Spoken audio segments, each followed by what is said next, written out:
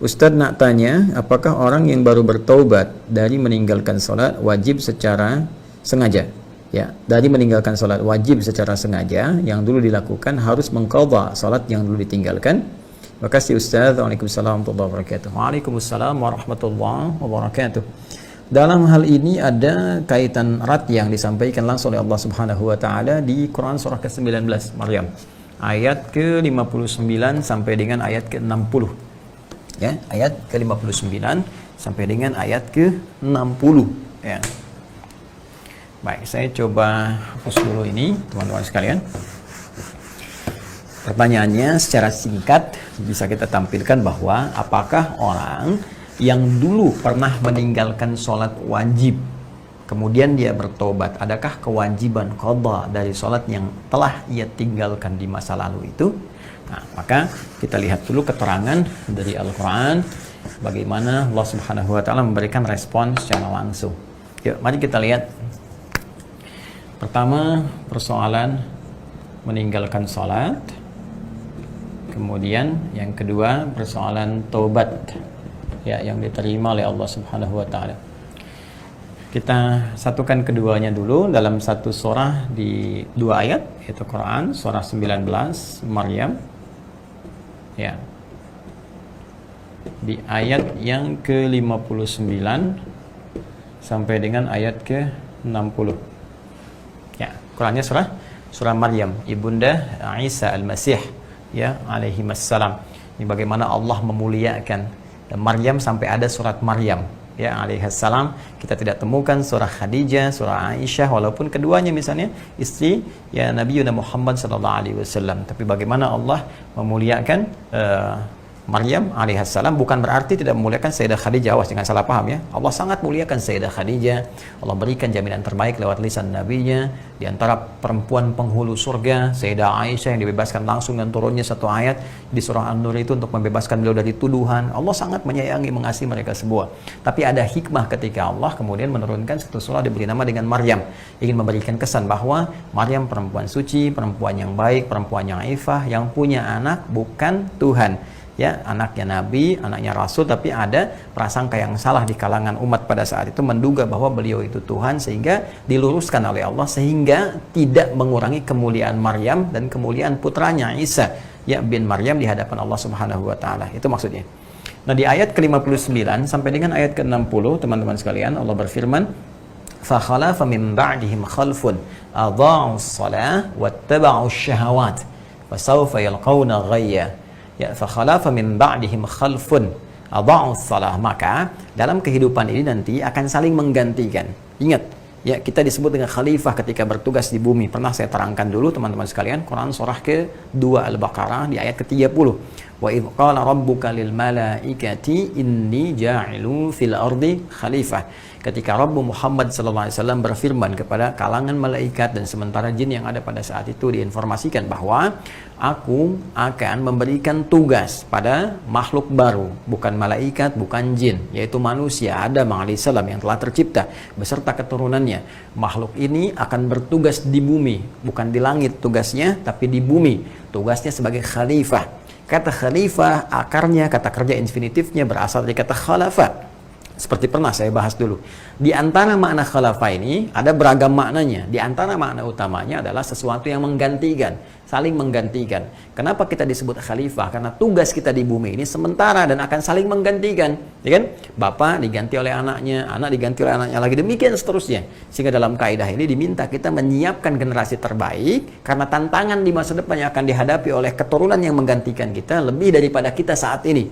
Maka siapkan mereka jangan sampai lemah imannya, lemah ilmunya, lemah hartanya, disiapkan dari sekarang supaya baik. Ajarin mereka sholatnya, masukkan mereka ke sekolah yang terbaik, bimbing mereka supaya bisa mendapatkan harta yang cukup, nggak meminta-minta. Itu ada di Quran surah keempat An-Nisa ayat 9. Wal yakhshal ladzina law taraku min khalfihim dzurriyyatan dhi'afa khafu 'alaihim falyattaqullaha wal yaqulu qawlan sadida. Demikian pula secara umum kehidupan manusia akan saling menggantikan satu dengan yang lainnya perannya dalam kehidupan.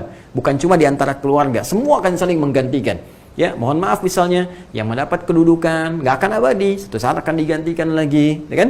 Yang mendapatkan jabatan, juga pengetahuan, bahkan di kalangan para ulama, semua sifatnya akan saling menggantikan.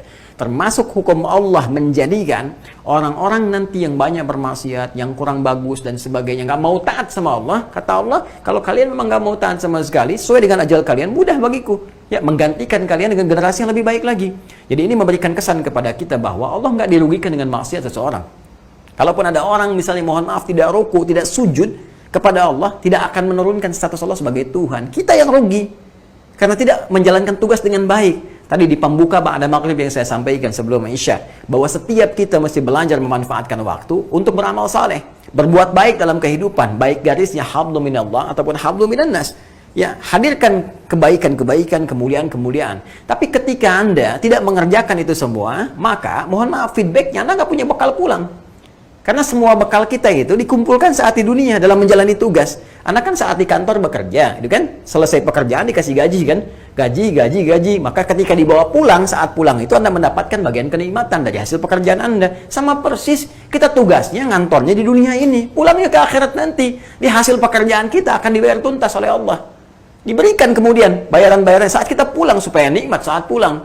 Adapun saat kita bertugas berkantor di muka bumi ini kasih fasilitas oleh Allah. Wal ardu wada'aha lil anam. Semua fasilitas yang ada di bumi dimudahkan. Ya, diberikan kreasi pada manusia, bisa bikin kendaraan, bisa diberikan rezeki oleh Allah, dicukupkan supaya tugas terjamin dengan baik. Seperti Anda ngantor di tempat kerja Anda diberikan fasilitas. Ada yang ada AC-nya, ada kipas anginnya, diberi fasilitas mobil, motor, ya ada yang sepeda, sesuai dengan levelnya masing-masing. Ya sama persis kita juga begitu. Sesuai dengan ikhtiar dan pilihan kita, Allah kasih perangkat kehidupan kita. Saya mengajar, Allah kasih bekalnya. Ya, dikasih bekal ilmu pengetahuan, dikasih kelengkapan mengajar, dikasih fasilitas, kan, dan sebagainya. Tapi ini cuma fasilitas kita berkantor di dunia. Mencari amal soleh, pada akhirnya pulang. Dan disitulah kita mendapatkan hakikat dari pekerjaan kita dan hasil dari apa yang telah kita kerjakan. Paham di sini? Nah, karena dari itu, teman-teman sekalian, kita diminta oleh Al-Quran supaya benar serius. Kalau Anda nggak mengikuti pedoman ini, Allah nggak dirugikan, kata Allah. فَخَلَافَ مِنْ بَعْدِهِمْ خَلْفٌ أَضَاعُوا الصَّلَاةَ وَاتَّبَعُوا الشَّهَوَاتِ. Kalaupun Anda nggak pernah mau sholat, Anda mengikuti nafsu saja, Anda mengikuti kesesatan dalam kehidupan, sesat itu menyimpang dari ketentuan yang telah Allah tetapkan. Lisan disuruh berucap yang baik, berucap yang kotor. Mata melihat pada yang buruk, nggak pernah sholat, selalu maksiat dan sebagainya. Menjauh dari hukum Allah. Puncaknya nggak mau beriman pada Allah Subhanahu Wa Taala. Kata Allah, yaitu pilihan kamu. Aku berikan petunjuk, aku berikan ikhtiar, aku berikan pilihan, aku berikan segala jaminan dan sebagainya. Aku terangkan sebaik-baiknya, aku utus nabi, aku utus rasul, aku berikan rezeki, aku sembuhkan saat sakit, kurang apa lagi? Dan aku maafkan kalau engkau salah, kalau engkau tobat aku terima, kalau engkau berbuat baik aku berikan pahala. Tapi dengan semua pemberian itu, engkau belum mau juga beriman, dengan cara apa lagi engkau didorong untuk beriman? Kalau engkau nggak mau, aku nggak dirugikan, kata Allah, maka akan datang generasi setelah engkau yang menggantikan engkau lebih baik daripada engkau. Itu maksudnya. فَخَلَافَ مِنْ بَعْدِهِمْ خَلْفٌ أَضَاعُوا الصَّلَاةَ. Maka orang-orang yang mau sengaja meninggalkan salat ini, gitu kan? Sengaja bermaksiat ini akan digantikan generasi setelahnya yang lebih baik dari dia. Disiapkan lagi. Nah, kecuali kata Allah, kalau aku ingatkan begini, ada sentuhan pada jiwamu. Ini indah sekali uslub Al-Quran. Apa dengan semua ini belum tersentuh juga? Ya, aku tidak dirugikan kalau engkau maksiat sampai engkau meninggal, tapi engkau akan rasakan akibatnya dari itu karena tidak memegang komitmen. Di kantor pun engkau tidak memegang komitmen, bahkan engkau dikasih fasilitas di kantor. Ya, dikasih AC, kasih gaji banyak, kasih fasilitas kendaraan dan sebagainya. Anda nipu orang kantor. Ternyata Anda berkhianat pada orang kantor, Anda menipu pimpinan di kantor Anda bekerja lagi dengan proyek lain. Hasil analisis Anda di pekerjaan dijual pada tempat lain. Ya, bagaimana sikap pimpinan Anda di kantor Anda? Ketika mengetahui seperti itu, Anda akan diproses secara hukum. Dan tidak mendapatkan bagian-bagian yang telah Anda kerjakan. Dan belum tentu ketika mau balik Anda diterima. Allah tidak begitu. Allah punya hukum. Dengan keadilannya membalas pekerjaan Anda. Tapi Allah menjanjikan, kalau Anda mau berubah, maka ada sesuatu yang terbaik yang Allah persembahkan kepada Anda. Maka ayat 60-nya melengkapi. Illa man taba wa amana wa amila salihah. Ini dia poinnya. Sampai sini dulu ya.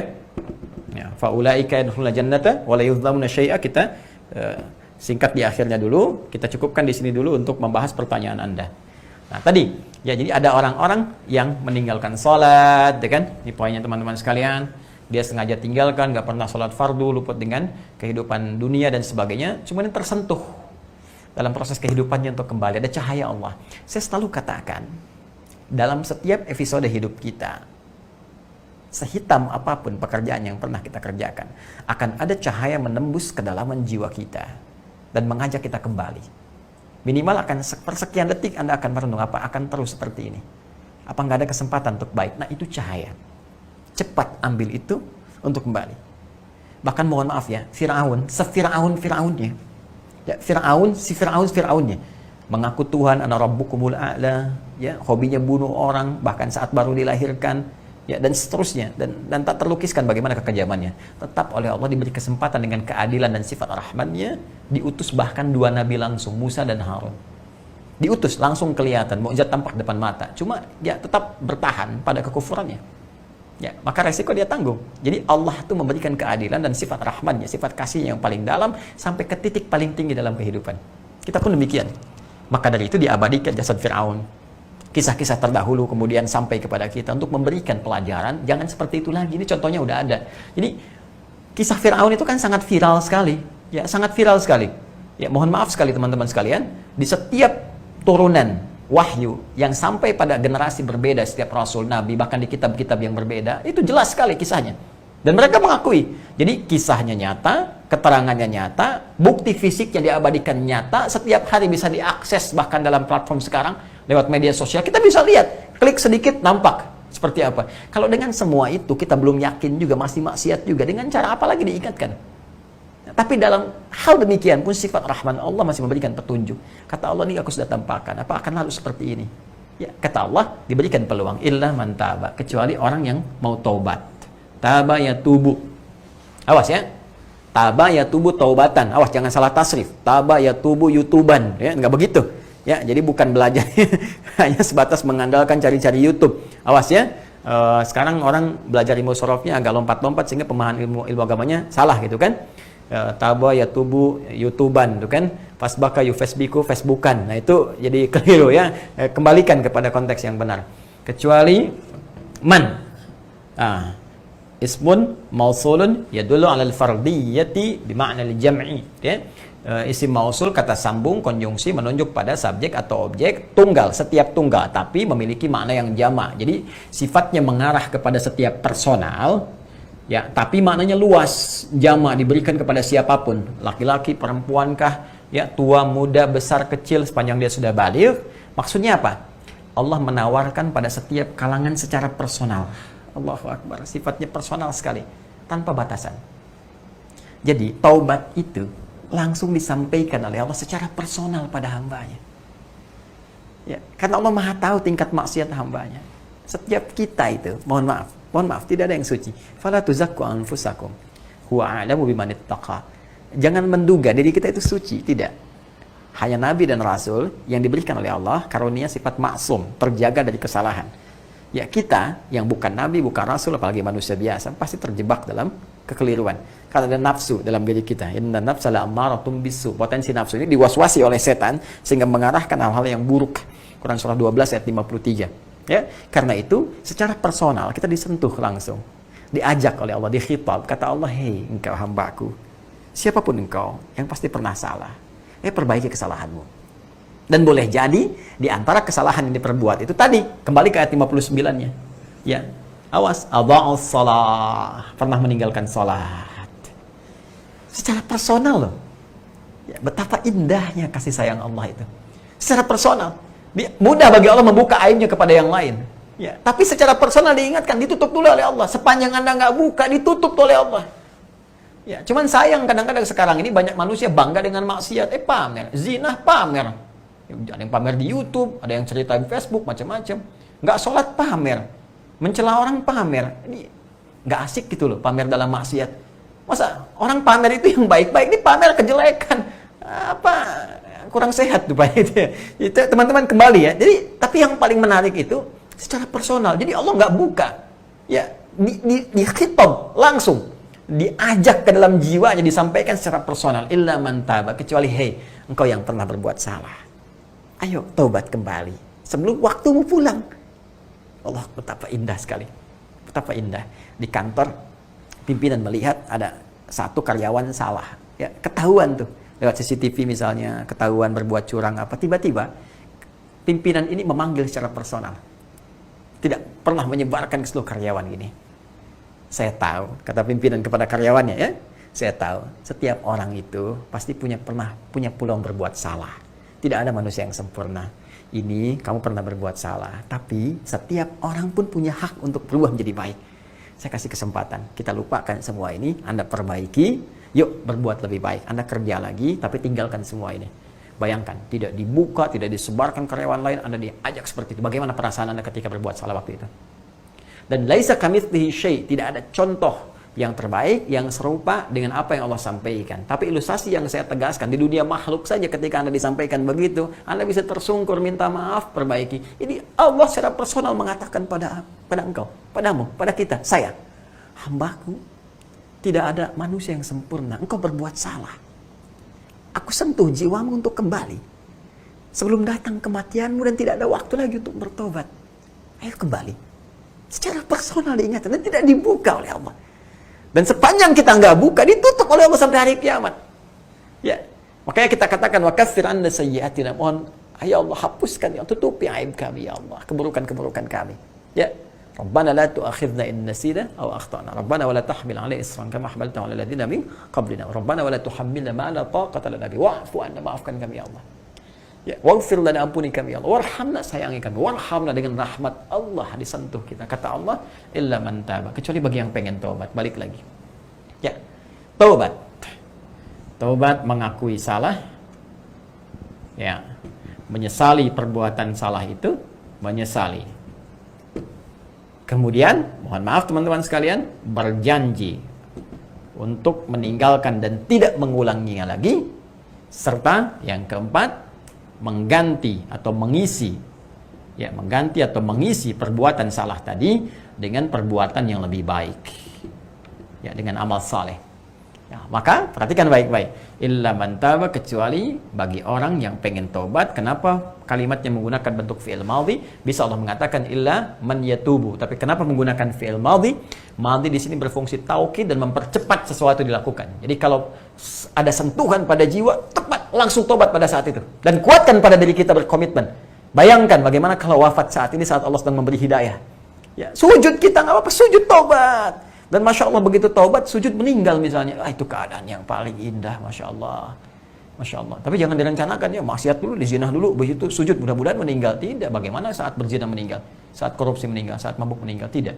Jadi maksiat itu, awas, bukan hal yang direncanakan. Begitu direncanakan, menjadi lebih besar maksiatnya. Dosanya besar di hadapan Allah. Nah, isi dengan yang terbaik teman-teman sekalian. Dan segerakan, karena itu bentuknya fi'il madhi. Ini tafsir terbaik nanti di Quran surah keempat, An-Nisa, ya, di ayat ke-17. Ya, Allah menyampaikan, innamat taubatu 'ala Allahi lilladzina ya'maluna as-su'a bijahalatin thumma yatubuna min qarib. Itu kalimatnya.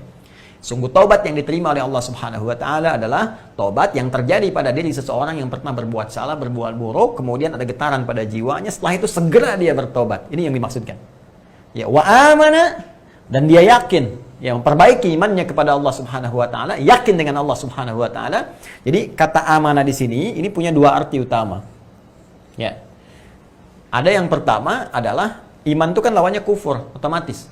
Ya, amana yu'minu, ya, lawannya kafara yakfuru. Hati-hati. Jadi iman lawannya kufur, mukmin lawannya kafir. Itu sudah bahasa syariat, ya. Jadi bahasa biasa saja gitu, bahasa netral, dan itu halus kok. Halus, jadi jangan tersinggung kalau nggak beriman ya kafir gitu, biasa saja. Kalau disebut orang kafir, ya memang bahasa syariat begitu, nggak usah tersinggung. Ya kenapa? Karena itu bahasa syariat, bahasa biasa, terminologi biasa, dan maknanya halus. Kafir, orang masih menutup diri, belum mau menerima hidayah. Itu orang masih menutup diri, ya wajar kan? Ya, bahasanya halus, tidak menyebut dengan nama binatang, dengan apapun. Ya, misalnya ini belalang yang tersesat, kan tidak seperti itu, biasa saja gitu. Kita gunakan kalimat diksi-diksi yang baik. Jadi kalau ada yang menyebut misalnya mukmin, kafir, itu biasa, kan? Jadi ini bahasa-bahasa dalam Al-Quran. Yang ingin saya tegaskan, iman itu lawannya kufur. Artinya apa? Artinya ada orang yang mungkin pernah berbuat salah, kesalahan ini mengeluarkannya dari imannya. Oh, hati-hati. Kesalahan ini mengeluarkan dia dari imannya. Ada orang sebelumnya beriman, berbuat maksiat, maksiat itu bisa mengeluarkan dia dari imannya. Contoh syirik, jelas. Ya, menyekutukan Allah itu mengeluarkan dia dari imannya. Ya, atau misalnya menganggap dosa besar itu halal. Seperti menghalalkan zina, itu kufur. Ya, awas hati-hati, gitu kan? Atau mengatakan, ya langsung kalimat-kalimat syirik, ada Tuhan selain Allah, semua agama sama, menuju pada Tuhan yang sama, cuman caranya beda-beda, kufur. Laqad kafara alladziina qalu, sungguh kufur orang-orang telah mengatakan, ya innallaha huwal masiih ibnu Maryam. Allah itu ya Masih bin Maryam. Jadi ketika ada orang mengatakan demikian, kufur. Jadi ada perbuatan-perbuatan yang ketika dikerjakan bisa mengeluarkan dia dari imannya. Tapi itu pun tidak menghalangi dia untuk mendapat peluang taubat kembali kepada Allah Subhanahu wa taala. Jadi ada perbuatan-perbuatan yang ketika dikerjakan itu sengaja, ya misalnya melakukan perbuatan maksiat yang sifatnya bisa mengeluarkan dari iman, seperti syirik misalnya tadi, menganggap mohon maaf dosa-dosa besar itu suatu yang halal, seperti yang menghalalkan zina dan sebagainya, atau sengaja meninggalkan perbuatan-perbuatan wajib dengan niat mengabaikannya. Ya sengaja aja dan tidak menganggap itu sebagai hal yang baik, ya dinilai rendah, kecil, seperti meninggalkan sholat dengan sengaja dan tidak menganggap tidak ada nilainya di balik itu kufur juga. Ada sementara para ulama salaf yang menganggap demikian, kan? Maka dari itu ketika dia bertobat, maka tobatnya ini sekaligus mengembalikan imannya lagi kepada jalan yang benar. Munculkan kembali. Jadi Allah saking sayangnya Allah, dosa besar pun yang bisa menghilangkan iman. Kalau dia mau balik lagi teman-teman sekalian, ya itu oleh Allah dikembalikan lagi imannya. Dikembalikan lagi imannya. Ya, ini bagian yang pertama. Yang kedua, boleh jadi maksiat-maksiat yang tidak terkait dengan hal yang bisa mengeluarkan iman, tapi melemahkan iman. Berbohong melemahkan iman, korupsi melemahkan iman, mencuri melemahkan iman. Dan tentunya tingkatan-tingkatan ini bisa menjadi lebih besar sesuai dengan kadarnya. Ya, sesuai dengan kadarnya. Maaf, ya bikin hoax itu dosa. Ya, dan sebagainya. Berbohong, fitnah dan bahkan ada nanti fitnah-fitnah tertentu atau perbuatan tertentu yang mungkin levelnya akan naik ke dosa-dosa yang lebih besar. Yang ini tidak mengeluarkan iman, tapi dia melemahkan iman, berbohong. Misal, maka ketika dia bertobat dari dosa bohongnya, fitnahnya, bikin hoaxnya misalnya, dia kembali, maka Allah akan berikan kembali kekuatan imannya. Ya, ada charge lagi, sehingga baterainya naik lagi, baterai imannya, kuat lagi. Nah, dari situ, maka pembuktian ini semua akan nampak lewat amal solehnya. Wa amila salihah. Dan tobat yang benar ini, kata Allah, ukuran dua. Satu, imannya hadir dan menguat kembali pada jiwanya. Dan bukti penguatan iman ini bisa dilihat dari amila salihah, amal solehnya.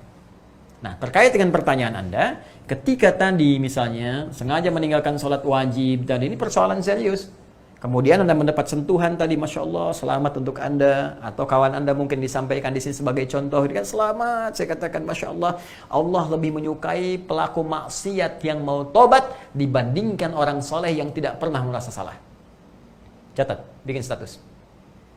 Allah sangat mencintai pelaku maksiat yang mau bertobat dibandingkan orang soleh yang tidak pernah merasa salah. Jelas? Nah, balik ke sini, ketika orang ini taubat, kemudian dia merasakan kedekatan dengan Allah, menguat imannya, maka yang dituntut kemudian oleh Allah, wa amilas salihah, buktikan taubat ini dengan memperbanyak amal soleh setelah kamu taubat itu. Nah, jadi kalau tadi dalam konteks tadi Anda kemudian bertobat, nah dengan taubat yang benar ini iman menguat, dihapuskan hal-hal yang terkait hubungan dengan Allah. Ya, bukan dengan manusia ya, dengan Allah langsung. Kalau dengan manusia, selesaikan dengan manusianya, baru nanti ampunan Allah diturunkan. Ya, seperti utang misalnya kan, jadi utang jadi berjauhan ya kan. Jangan dianggap ketika istighfar tobat utang lunas, tidak. Enak aja Joni, gitu ya. Jadi tetap Anda bertobat kepada Allah, tapi utang lunasin juga. Walaupun Allah memberikan ampunan kepada Anda karena perilaku yang tidak baiknya, tapi kalau utangnya belum dilunasi, tetap ada hubungan hak adami di sini, hakun adami, hak terkait dengan anak cucu Adam yang belum selesai. Adapun di sini, maka akui salah hubungan dengan Allah tadi ya, meninggalkan sholat, misalnya pernah nggak puasa, kan? Maka Anda bertobat, maka hal-hal yang jelek-jelek itu oleh Allah diampuni dengan taubat tadi, dan Anda isi dengan amal soleh. Amal soleh ini karena sifatnya umum, wa amila solihan, ini umum. Maka di sini ada dua tafsiran. Tafsiran pertama, ya menyampaikan dari kalangan para ulama, termasuk beberapa ulama kontemporer memberikan fatwa bahwa mengacu kepada keterangan ini, bahwa tidak ada kemudian harus mengganti sholatnya lagi yang telah lalu, karena yang lalu telah berlalu.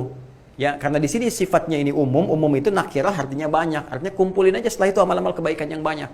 Ya, contohnya apa? Dalam sholat fardu yang ada sunnahnya, tambah dengan sunnahnya. Mulai sekarang rajin tahajud, rajin sholat duha, gitu kan? Kemudian tambah amalan-amalan harta, misalnya mali, rajin infak, rajin sedekah, buktikan kesungguhan. Nah, ini amalan-amalan ini pembuktian taubatnya kita yang bisa melengkapi amalan-amalan kurang di masa yang lalu. Ini tafsiran pertama, karena sifatnya umum. Allah menyebutkan amal soleh. Dia yang penting perbanyak amal soleh. Dengan taubat kita tertutup yang telah lalu, tapi tunjukkan taubat kita benar. Apa diantaranya? Pembuktian dengan meningkatkan amalan. Jadi kalau tadi meninggalkan yang fardu, sekarang fardu jangan ditinggalkan lagi. Kalau perlu kita sudah tahu waktunya, sebelum subuh sudah tahu kapan sholat subuhnya, bahkan kita kerjakan tahajud sebelum datang subuh, gitu kan? Kemudian setelah itu kita kerjakan sholat sunnah, qabliyah subuhnya, bahkan duha kita kejar semaksimal sampai kita wafat. Bahkan wafat dalam keadaan sujud, Masya Allah. Ya? Ada yang kedua, karena ini kan sifatnya masih umum. Ya, dan soleh pun tercakup di sini sholat itu amal soleh. Artinya ada juga yang menafsirkan kalau dia mau mengerjakan mengganti sholatnya yang telah lalu bisa dia kerjakan. Ini menunjukkan kesungguhan dia untuk menunjukkan benar taubatnya. Ya, jadi bagaimana cara praktiknya? Gampang. Ketika masuk misalnya waktu sholat zuhur, ya, maka dalam masuk waktu sholat zuhur ini dia kerjakan zuhur pada saat itu, kemudian setelah itu ada mengisi waktunya, dia coba tunaikan lagi sholat untuk mengganti zuhur yang sebelumnya, yang lalu-lalu gitu kan. Jadi begitu masuk waktu asar, demikian seterusnya, dia kerjakan asarnya yang pada saat itu, dan setelah itu dia kerjakan untuk mengganti asar yang sebelumnya. Nah, ini dua hal ini pun sifatnya baik karena mengacu pada dalil yang sama, cuma pemahaman ulama yang beragam di sini mengacu pada keumuman di sini. Adapun Allah sekali lagi melihat kepada kita dari kesungguhan bertobat dan peningkatan amal solehnya. Jadi silahkan berdasar kelonggaran dari Anda, mana yang paling nyaman Anda tunaikan. Itu saja sebetulnya. Ya, kalau Anda melihat misalnya, wah sudah saya ingin mengambil bagian yang pertama saja, saya kerjakan sesuai dengan porsinya, saya tambah sholat sunnahnya, tahajudnya, infaknya dan sebagainya, Alhamdulillah. Atau Anda ingin mencoba misalnya mengingat yang lalu-lalu, kemudian setelah itu Anda kerjakan, Anda sholat lagi ingat yang lalu, ya sambil kemudian sujud, nangis, tobat lagi dan sebagainya, itu pun silahkan. Mana yang paling ringan? Yang salah, yang tidak sholat atau tidak benar dalam tobatnya. Ini keterangannya. Wallahu ta'ala a'lam bis-shawab.